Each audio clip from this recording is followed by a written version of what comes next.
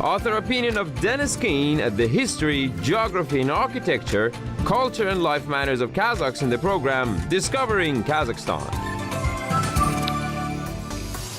In today's program, buried gold in the Valley of the Kings, traveling through time in Ulken Naryn, Baur, an ancient observatory made of stone.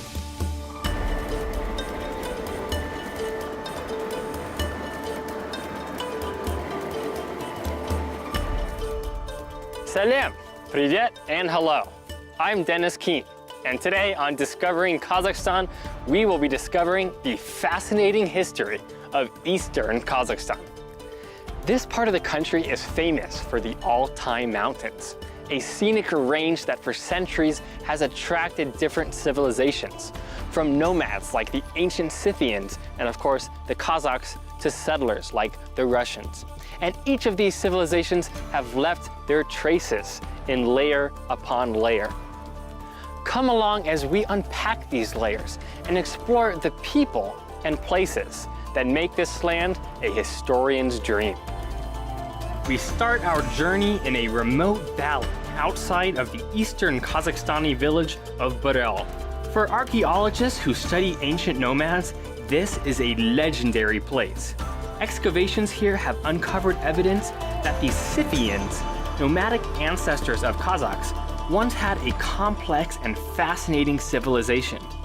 This is important because for hundreds of years, travelers and scholars writing about Central Asia figured that nomad societies were primitive and poor, while all along, the evidence for the sophistication of nomads was right below their feet, hidden in burial mounds. Within this fenced-in territory here are more than 100 burial mounds that archaeologists have found. More than 50 have been uncovered, and they have revealed the treasures of the Scythian people in this Valley of the Kings, as they call it. At the entrance, you know you have arrived because you see this wooden wheel. This represents a chariot that was found that was once used for the leaders of these people. And atop there, an animal, a kind of griffin, this mythological creature that Scythians once worshipped. This Valley of the Kings, as they call it, has a special atmosphere here. It's totally uninhabited. There are no villages for miles around. And archaeologists say that it's always been this way, that this was a place that was reserved for burials. And thus there are more than 100 of them here in this quite narrow valley. And I think we can understand why they chose this place. It has this striking landscape. On either side here, we have these charismatic mountaintops, these forests, and it's this special even scent here, the smell of sage, the sound of insects, the quiet, the feeling of the air of the Altai coming down from the mountains. I can understand that the nomads would have once walked here, looked around and thought, yes, this is the place. This is the place where we will honor our dead.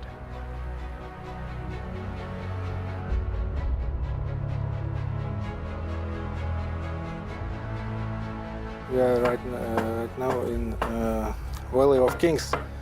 We call this place. Here was pantheon, ancient pantheon of ancient kings, 3rd century of before Christus. And here is barrow number 5. We are from East Kazakhstan State University. So 2 months we worked here. In 2 months, you've made a lot of progress. You've dug all of this. A lot of progress, yes. You live here, you work here. You live here, you work here. You eat here. We sleep here. Sleep here. Slept here. Yeah. So we have here, it's a home. Right. It was a home, but home of death. Looking down into the chamber, you can see a Scythian from the Iron Age, buried with sacrificial horses. Flakes of gold suggest that this could be a discovery on par with the Ulken Naryn, or Golden Man, a Scythian warrior found with golden armor in 1969 who has since become a symbol of Kazakhstan and its history of great civilizations.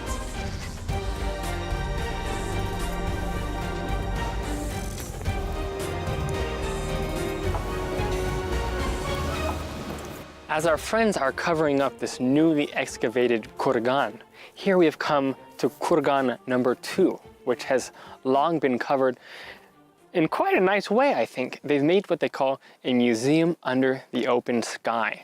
We have the structure here with these kind of windows right over the open dig itself.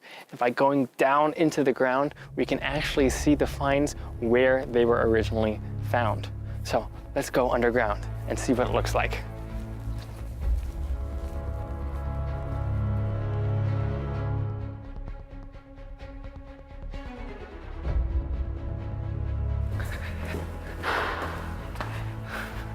This is so cool to see.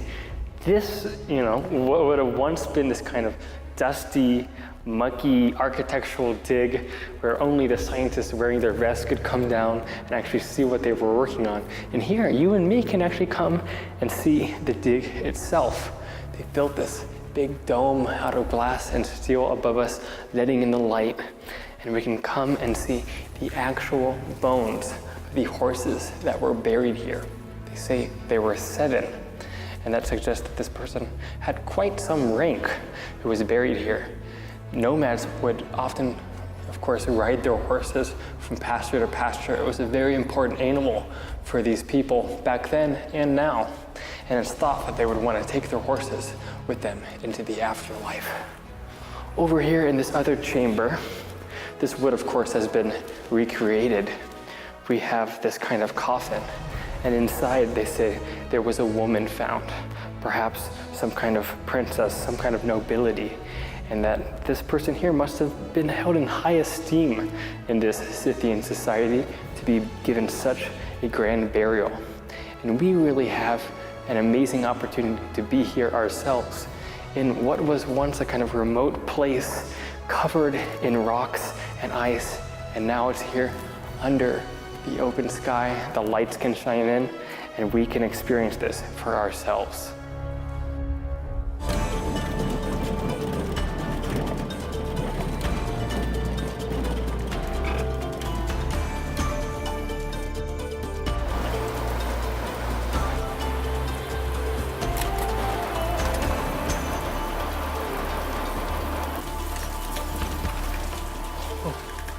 Wow, well, it is really coming down now. It's a good thing that they were covering up those horses and those fresh excavations, because this weather could really do some damage. It's a good thing also that we have a place to find some shelter. We are now inside the Baur History Museum. For me, the Baur Museum is something that's really special because I'm used to these museums where important artifacts like these are kept behind glass with a big alarm system, and there's stern security guards standing around and they won't let you get up and look at it. But here, these are incredible finds from more than 2,000 years ago that are right here before our very eyes, including even this. This piece right here, this piece of wood, is part of the coffin that was holding some kind of Scythian royalty. And here it is, just on the ground right next to us. And it may be wrapped in this kind of plastic wrap, but to be able to look at this and think that this wood was once crafted by people so many hundreds of years ago is really breathtaking. Every display case here has something fascinating for us to look at. In this one, we see what I at first thought were some kind of talons from a bird, but are in fact fangs from wild hogs. It turns out that for ancient Scythians, these fangs must have played some kind of important role, and they might have been used for some kind of jewelry. Speaking of jewelry, in this next case, just look at these bracelets. This looks like something that I could get in a store these days in the city where I live in Kazakhstan, Almaty, which is full of these fancy jewelry stores. But in fact, these are the very beads that were found within these burial mounds. Looking at the quality of these, it is very hard to believe, but all they've done is cleaned them, collected them, bought some modern string and strung them along there. It's this beautiful kind of color of coral. Here we have this kind of turquoise. These are stones that Kazakhs continue to use in their jewelry to this very day. If it's sometimes hard to look at all of these artifacts made of stone and bone and wood from centuries ago, and to imagine just what the people themselves were like, not just their objects, then it's really useful to see a bust like this kind of artistic recreation of what these people would have looked like. The figure that we have here is called the Mayamir princess. And in fact, she came quite a bit before the Scythians that are famous in the Valley of the Kings. This was a mound that was in the nearby village of Mayamir. And the woman that was found there is remarkable in her phenotype, in her physical appearance, because she really doesn't look like the Asians that we would expect to come from this area. In fact, she has more of a kind of European figure. The artist here has done quite a striking job of recreating this and showing what these people might have looked like. When we were out at the dig, we could see those flakes of gold that were part of this person's jewelry laying there at the bottom of this big ditch, but we couldn't get up close because the only way down there was this tall ladder. Well, here in the museum, we can see exactly the same kind of gold. Inside this case, we have these kind of gold flakes that would have formed different patterns to decorate jewelry, to decorate belts, to decorate different elements of their outfits, including, by the way, the outfits that were also worn by the horses. And here we even have this fascinating kind of object, this kind of gold thread that was even used to sew together their outfits. That is just how elaborate these decorations were, that even little pieces of thread would be made out of gold. Well, the rain has thankfully died down a little bit, so we can head out and have a little walk around the grounds around the museum here. And I've started to think just how cool it must be to be an archaeologist in Kazakhstan. You get to come out to this beautiful landscape. They get put up in these cool little cabins around here. And just look how it's decorated. It's decorated with all of these mythological creatures that you've been digging up from these graves. These kind of beaked, winged lion figures, these winged horses. You know, these were once kind of secrets hidden inside the earth, and now they have been discovered by these very archaeologists, and they stalk the grounds here, giving their character to this special place, the Valley of the Kings. As the archaeologists covered the digs to protect them from the rain, we got to speak to their leader, Dr. Zaynullah Samashev. Dr. Samashev is one of the most famous archaeologists to specialize in nomadic cultures, and he told us about how he first made the Valley of the Kings famous 20 years ago.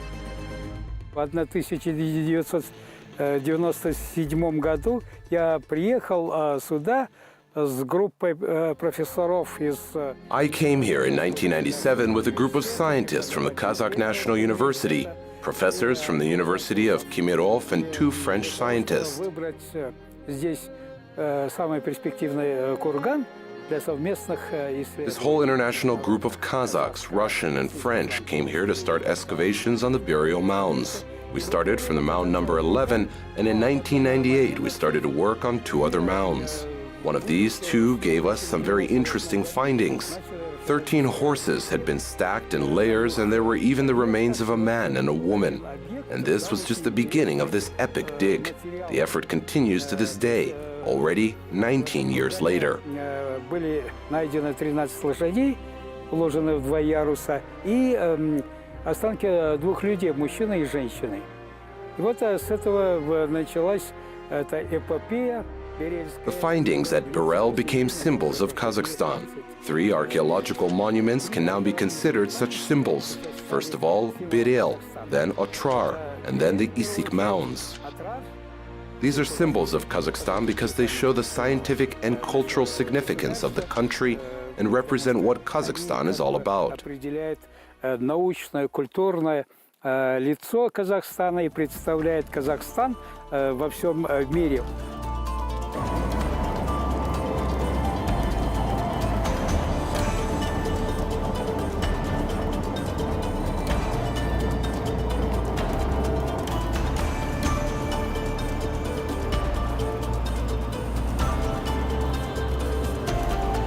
Looking for more information about the burial finds, we have come to an unexpected place, the small town of Ulken Naryn. With only 6,000 people, it's just a blip on the map, but it was founded in 1756 and it is home to the region's best museum, the local history museum.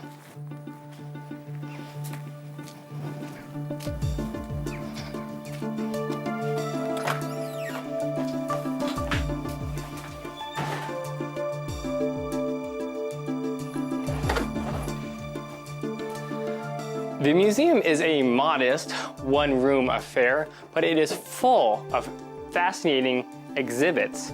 But as soon as you walk in, there's one guy that will catch your eye, the man on the throne down there. So let's start by paying him a visit. Well, it seems only right that when you first come to the museum, you should come and pay your regards to the king, and what a king he is. On this throne made with kind of gilded wood, wearing this flashy coat and this awesome hat. He's in fact a copy of the real thing, the Sack King himself. The famous Kazakh artist and archaeologist Krem Altunbekov took the findings from the burial mound and made it into a fascinating exhibit at the National History Museum in Astana. But as the director of this museum explained to us, when kids come to this museum, they are drawn to visuals and they would love to see that exhibit themselves. Astana is quite far away, so they did their best to recreate it with their own local talents. Yes, that's right. The museum workers, there are not many of them here on staff, put all of their labor together, all of their creativity, and with that they really created quite an intriguing exhibit here. You can see that the hands have been made out of some kind of clay or paper mache, the face very kind of attentively sculpted. You can feel that this is maybe not a professional job, but it's the work of a passionate amateur, and it really does make an impression.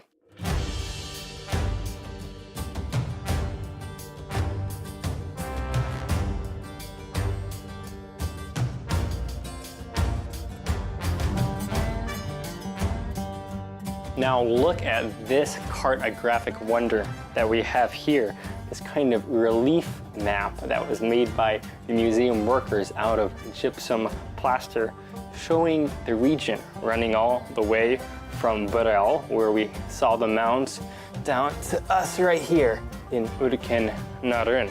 You have this entire valley that's full of idyllic villages running all the way up to the twin peaks here of Beluga, that sacred mountain for Siberian shamanic people. When you can look at it from above, you really get a sense of the landscape here, and you really get a sense of just what a special area this is, this valley running all the way up to that mountain. And you can understand why they would have once said that this was the so-called navel of the world, and that this place had a certain energy, a certain spirituality that continues to bring people like me in search of its history.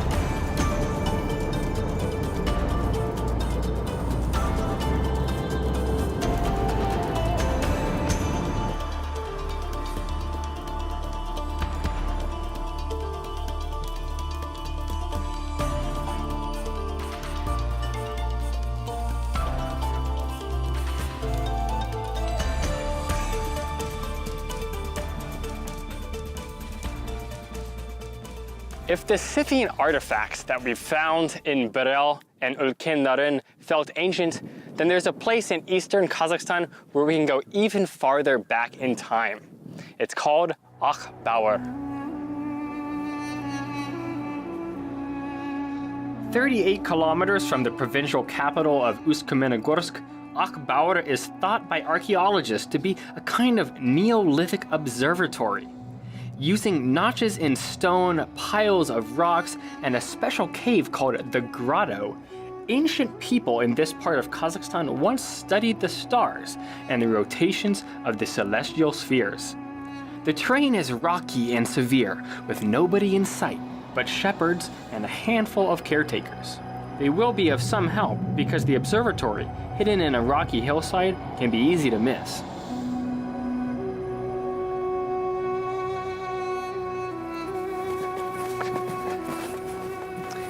To get up to this grotto observatory, first we have to tap into the agility of the local mountain goats in order to scale some seriously steep stones.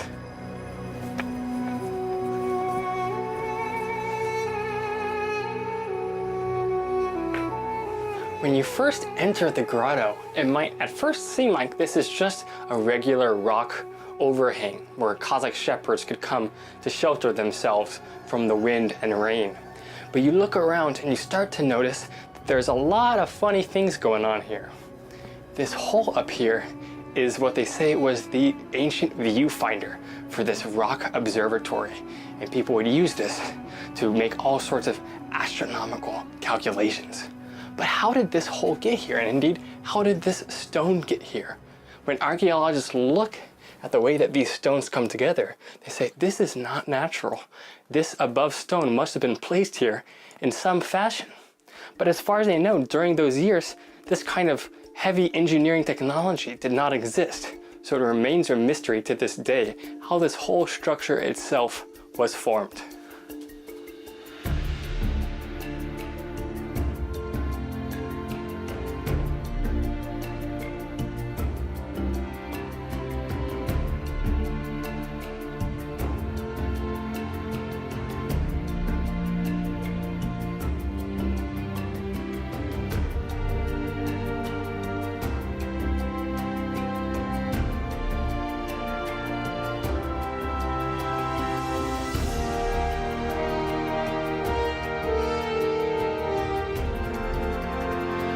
Because this viewfinder, as we're going to call it, looks straight up to the sky, it held great significance for later nomads who worshiped the sky god called Tengr. It said that shamans would come up to this special place and they would use this hole to make a special entrance, dropping down as if they were falling from the heavens.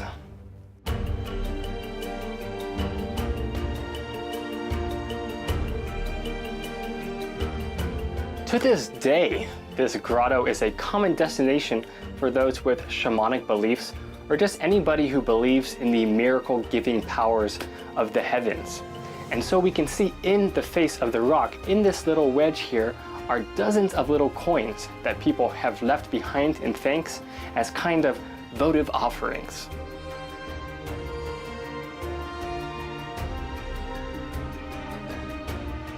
What's really neat about the Baur site is just how many objects of archaeological significance are located in one place. Just across from our observatory viewfinder here are these amazing petroglyphs. It's thought that they were made using red ochre, a kind of natural pigment that takes advantage of the iron in the soil to give it this red color that has lasted for centuries. Now, what's drawn here until now is something of a mystery. Some people say they can see humanoid figures, other people see animals like horses. But what's interesting to me is that until we decipher these to some degree of certainty, they can kind of be whatever you want them to be. It's kind of like clouds or a Rorschach test. What you see is in the mind of the beholder.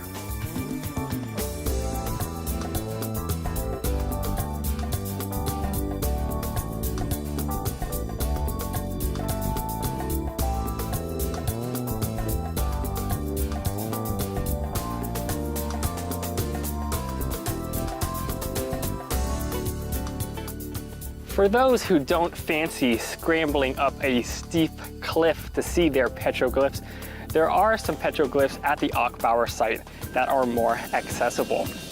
Just a short walk through some grass waving in the wind is this beautiful rock formation that looks like a kind of stack of pancakes. And even more interesting than the formation itself are the paintings that have been put on the rocks. Rather not paintings, but perhaps etchings, because it seems they've been carved right into the stone. Here, for example, is a beautiful picture of some kind of deer, and below it, a whole herd of them. But what do these pictures mean? Is it a kind of magical thinking, as some people suppose, a way to conjure up these animals before a big hunt? Or could it just be a form of amusement for some bored shepherd? It's something that we may never know, but that archaeologists continue to study.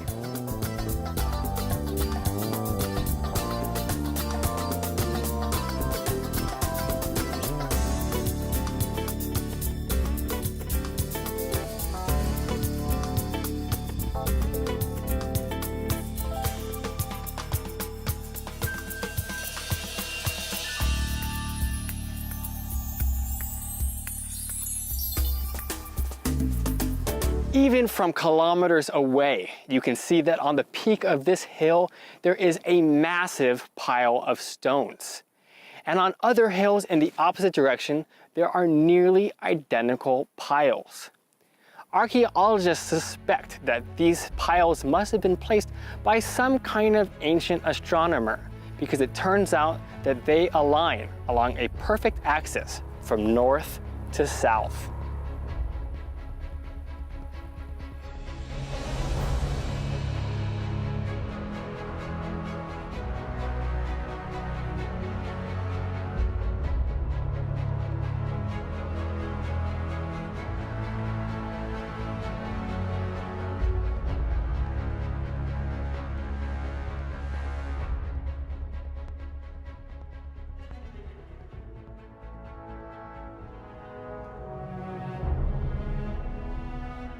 Not far from the petroglyphs and different elements of the terrestrial observatory, this place is called the Ritual Square. As a kind of natural amphitheater, it's thought that people would collect here on certain holidays that were associated with the astronomical calendar.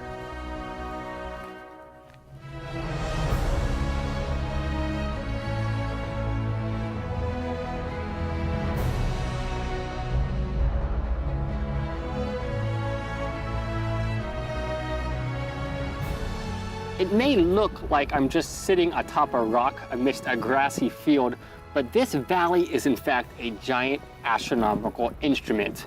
It works like this. Every March during the spring equinox, the sun rises through the notch in the mountain over there. The rays of the sun then come down here to this rock, bouncing off of a puddle of water that collects in this little pool. From there, it then refracts to the top of Mount Sorokin across the valley.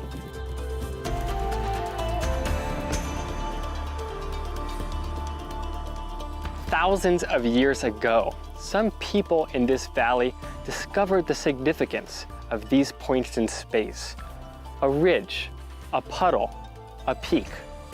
And they used these to reveal the eternal passage of time. Year after year since then, people have come to this very place to observe this seemingly miraculous alignment. And it's remarkable to feel this shift in perspective, to feel how the land has remained while time has passed by. Just as it's been remarkable to discover Kazakhstan with you. Not just Kazakhstan in the here and the now, but this land, how it's been and how it's moved through the centuries. Until next time, I'm Denis Keen, Salbo, Paka, and goodbye.